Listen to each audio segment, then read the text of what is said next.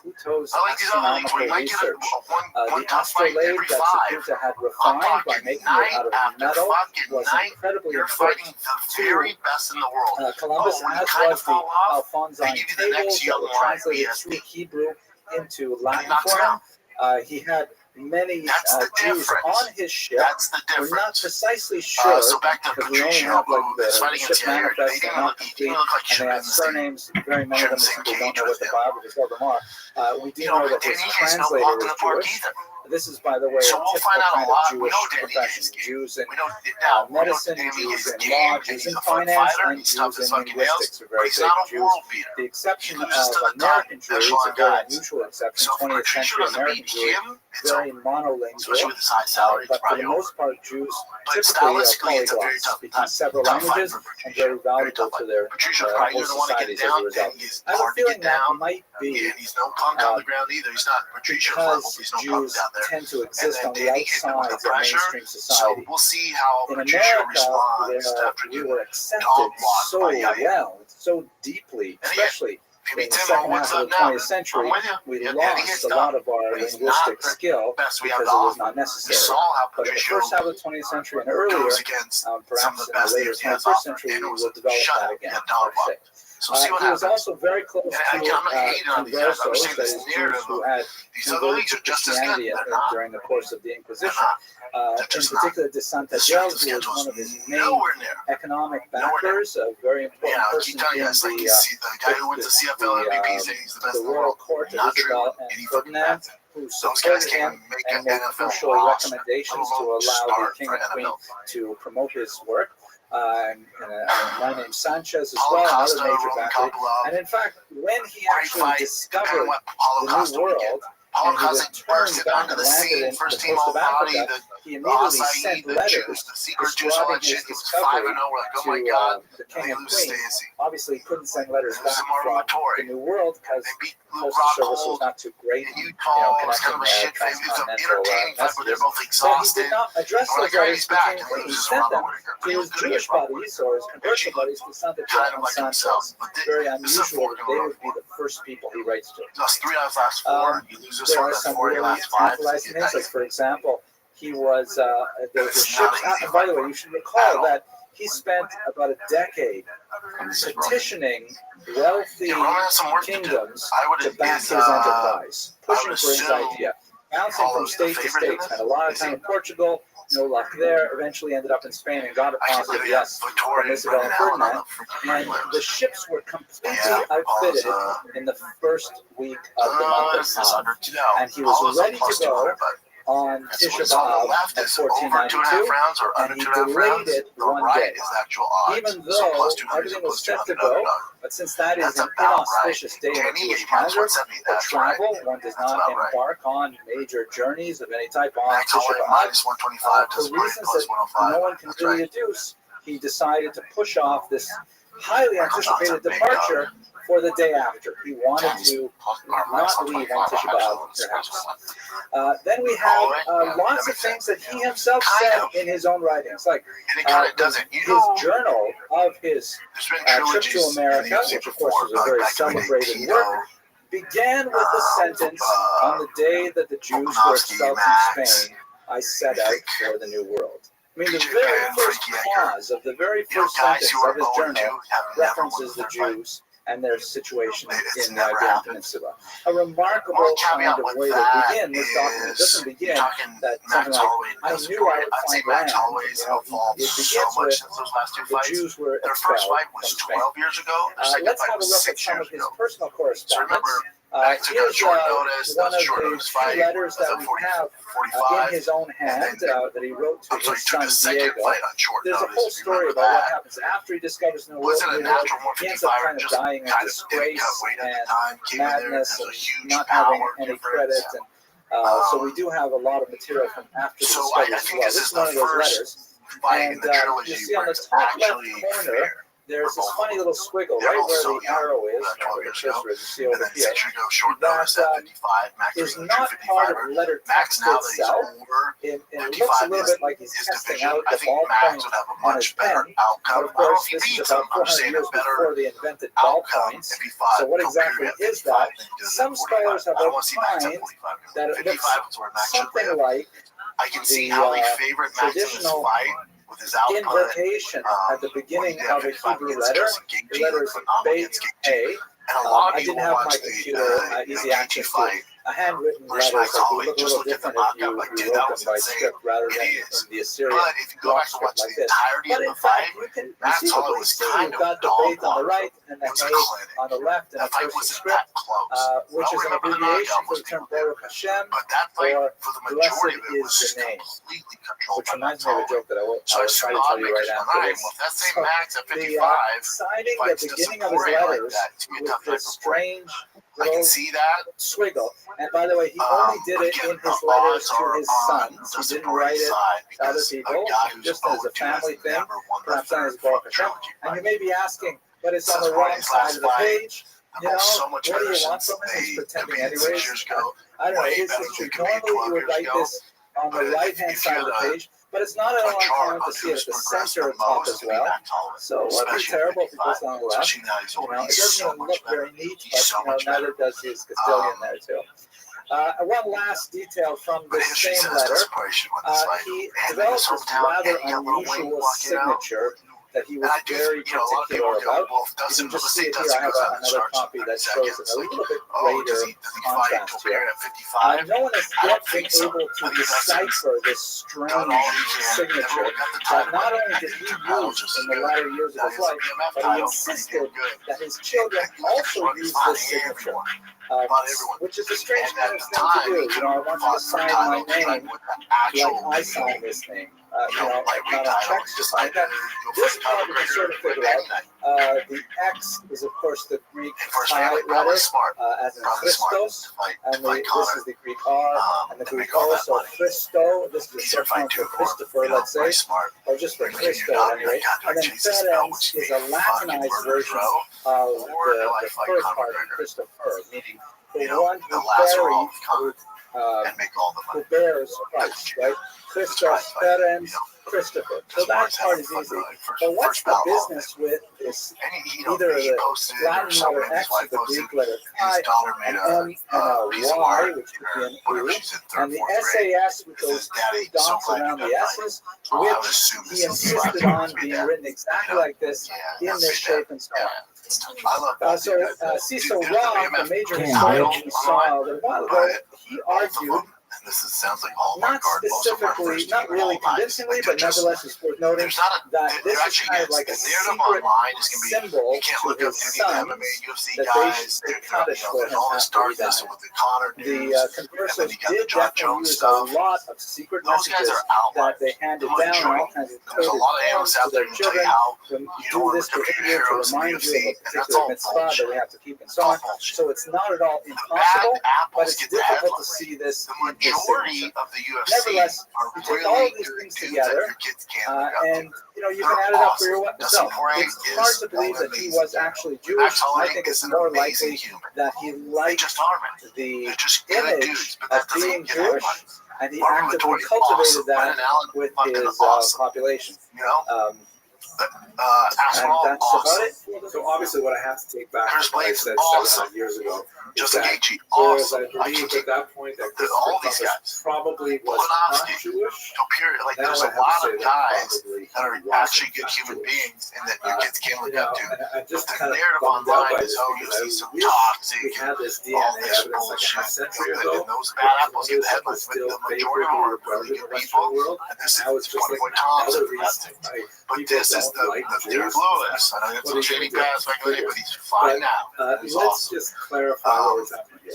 What we're saying is that Christopher Columbus, he So himself, don't let the negative did headlines not be something that you as a fan focus on. You think there's an issue with the UFC. virtually suicidal. It's about apples. Career killer. You can't control it. It's fucking human cockfighting between some wild birds out there. Perhaps for Just like Aaron Hernandez but as I doesn't said represent before, all of the NFL. There's actually some awesome human beings in the were NFL. quite likely You know? Now, why did they become But the bad Catholics? apples make the Most news. likely Do you think, oh, they have a problem? Forced No, conversions they don't. pogroms of It's also cage 1391, fighting. You're or going to get some possibly he was guys who are descended drawn from to many that. Give me some conversions bad that dudes. followed the It just is. Tortosa And so just so 1414. happens some of those bad dudes are people very who fucking good at fighting. They don't know when to turn it off, like John Jones. He's a wild boy. Conor McGregor, wild boy. You know? And that But population, there could be a better representation of the UFC this weekend leading up to the year than Matt Holloway 1492, does for it it. actually constituted a Let's take a little break here. We'll jump right back in this episode because this episode of the Shop Show is brought to you by Progressive Insurance. You ever find yourself playing the budget game, shipping a little money here, a little money there, hoping it all works out? Well, with the Name Your Price tool from Progressive, you can be a better budgeter and potentially lower your insurance bill too. You tell Progressive what you want to pay for car insurance and they'll help you find you options within your budget. Try today at Progressive.com. Progressive Casualty Insurance Company affiliates. Price and coverage match.